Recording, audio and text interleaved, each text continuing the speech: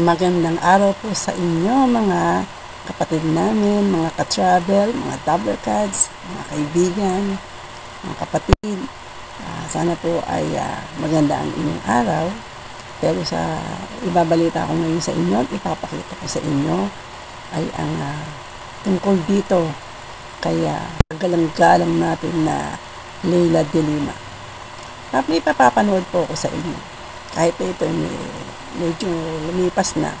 Pero ang pag-uusapan natin dito ay tatapatan natin o meron lang tayong ipapakita na video na sa aming mga minorya ng mga Iglesia ni Cristo. Ang sinabi nga ni de Lima na ang Iglesia daw ay mga minorya. Nasabi naman itong si Labrador na kami ay tuldok lang. Kung kami ay tuldok at minorya, wala namang sinabi na kami ay mayorya, di ba? Pero bakit pagka-botohan, pag-eleksyon, at pumipila kayo, nagpapa-schedule kayo sa aming tanggapan, sa aming pinakamamahal na tagapamahalang pangkalahatan, na ang kapatid na Eduardo Manalo, ay nagpapa-schedule kayo para kayo ay makabisita. Nandun kayo, pumipila kayo, nagtsatsaga kayo sa harapan ng opisina, pero tinitreat kayo ng bilang tao dahil kayo ay mga tumatakbo sa eleksyon. Bakit pumupunta kayo sa tanggapan ng iglesia? Dahil kami kasi ay baka nakakalimutan nyo na kami ay mga mamamayan din at kami ay bumuboto. So kaya kayo pumupunta sa amin din, alam nyo kami ay solido sa pagkakaisa. Kaya ganun na lang kayo kung pumunta sa amin, doon sa aming tanggapan, dahil alam niyo, kasi kami may kaisahan kami pagdating sa pagboto. Isi-simplify ko, halimbawa sa isang sambahayan, sa isang pamilya, bumubuo ng magulang, ama, ina, at mga anak. So, sino ang namumuno at pinaka-leader ng isang sambahayan? Hindi po ba yung tatay? Yung maliliit pa yung mga bata, sino ang nagdidesisyon? Hindi po ba yung tatay? Nag-uusap ang nanay para lumalabas ng pangalawa? Hindi po ba? Ang point po namin dun, kung ano po ang pasya ng magulang o ang nangunguna, ay siyang sinusunod kasi alam naman natin tama, hindi naman tayo ipapahamak.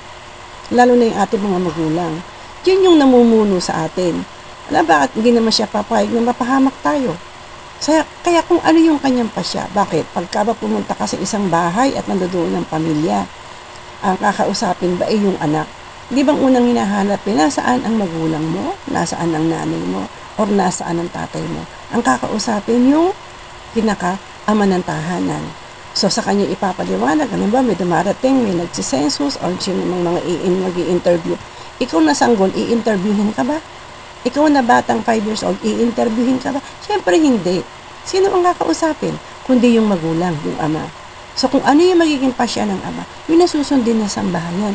Ganon kami kasolid pagdating sa pagpapatupad, pagdating sa pagpapasunod, pagdating sa pagpapasya. Yun po yun. Kasi yung iba po, kaya nagagalit sila doon. Ang pinakikinggan kasi nila, yung mali. Mas maganda po kasi ang pakinggan nyo lahat, lalo na po sa aming pananampalataya. Noong una, hindi naman kami kapatid, hindi naman kami iglesia.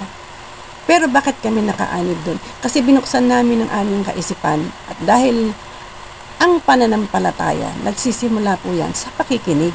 Kapag hindi mo naintindihan, hindi mo narinig, tapos hindi mo inintindi, kahit anong gawin na pagsasalita, kasi sarado yung utak mo, hindi mo nga siya maiintindihan.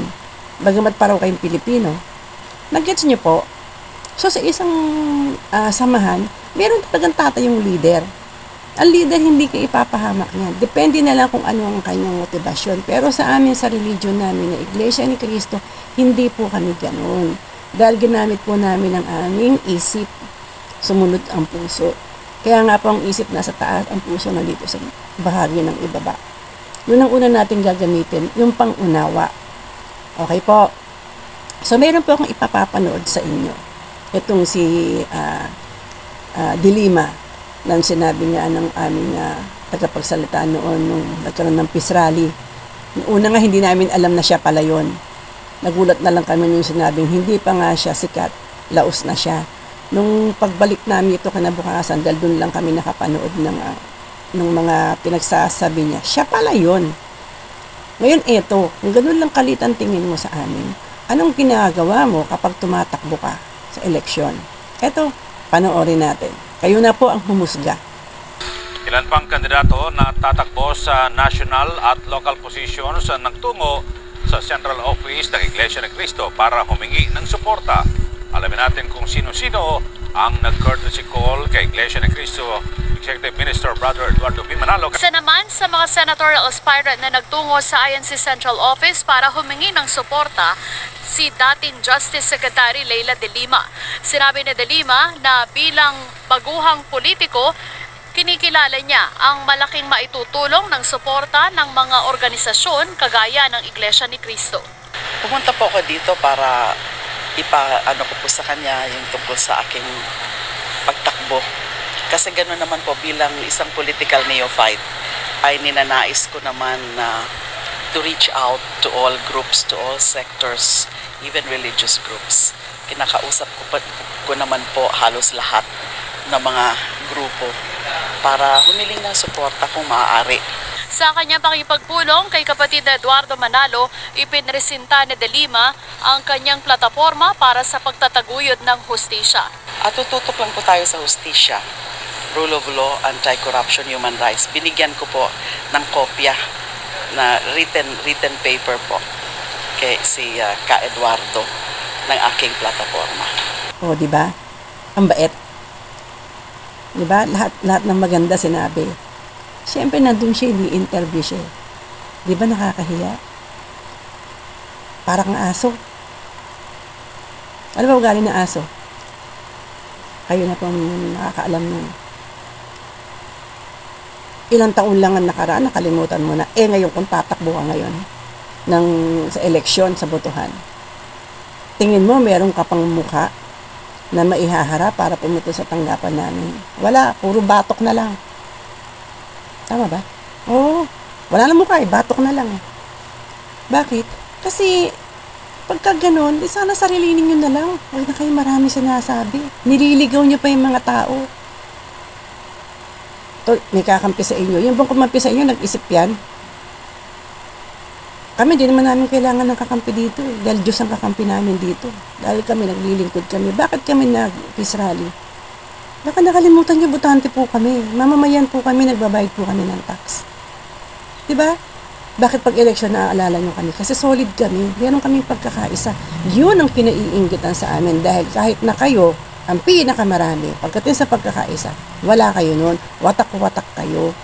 Sorry po sa iba. Pero yung iba po mga kaibigan namin na hindi po INC, minsan nga po pag may mga botohan na ganyan, chinachat na lang kami kung sino doon iboboto namin. Humihingi na lang sa amin ng kopya. Bakit? Hindi naman nila nakausap yung leader nila. Nasaan ba yung leader nila? Hindi nga nila alam kung sino ang leader nila. Kailangan talaga, merong nangunguna, merong namumuno, na matino. Di po ba? So, yun lang po ang masasabi ko. Tingnan nyo, pati itsura niya. Itsura nung bago siya lumaya. Tingnan nyo yung itsura niya. Nung paglaya niya. Di ba? Hindi mo na siya makilala. Kala mo, medyo nalagyan na ng konting makeup yung pagmumukha.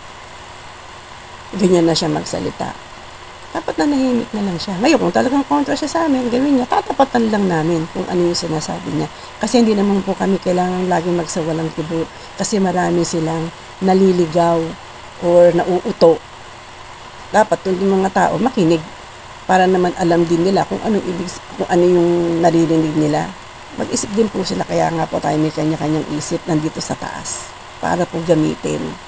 Ganun po yun. Kaya sana, kung ano man ang pinagsasabi niya na minorya lang naman po talaga kami. Wala naman po nagsasabing mayorya kami. Kaya nga lang, nagiging mayorya kami pagdating sa pagkakaisa. Kasi nga, kahit gaano kayo karami, kasi dami pa kayo ng buhangin sa dagat. Diba?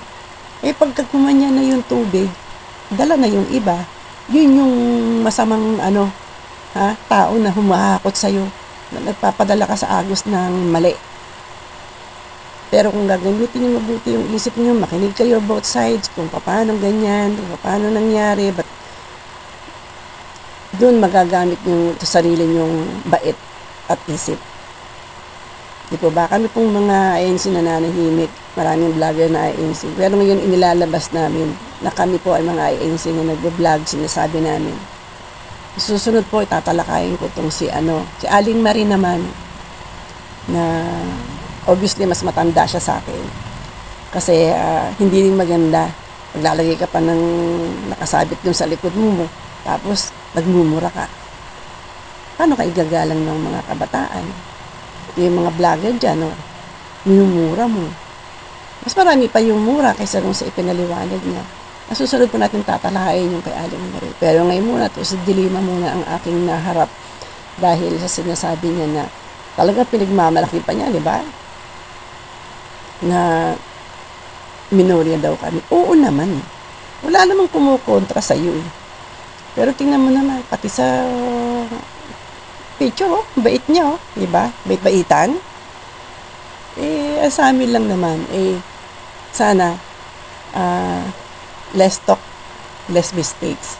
Ngayon, kung nagpupuyo siyang damdamin mo at talagang hindi mo mapigil yung sarili mo, may pinasabi kayo, meron kayong rally sa, hindi wala kung kailan, nababasa ko lang, gawin ninyo ng maayos at peace, kagaya ng ginawa namin. Bakit ba peace? Kasi nga, maayos, walang gulo. At huwag yung kalilimutan, pare-pareho tayong Pilipino, kaya nga pinag-iisa, para pantay-pantay tayo, pagdating sa pagboto. Walang mayaman, walang mahirap. Yun lang po. Bye.